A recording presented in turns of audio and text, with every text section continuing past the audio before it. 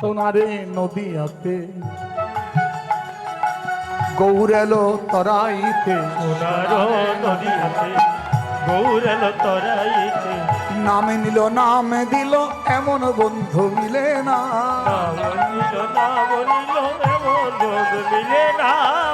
কি বলছে? সোনারে নদীয়াতে গৌর এলো তরাইতে, নাম নিল। কি বলছে? নাম নিল। আর নাম নাম নিল, নাম দিল মানে কি? এটা কি বুঝেন? এটা বুঝতে হবে। নাম নিল মানে কি? যেদিন থেকে তুমি প্রভুর ভক্ত হয়েছো সেদিন থেকে আমি জমিদার, আমি বিশ্বাস, ওই নামটা নিয়ে নিয়েছে মহাপ্রভু।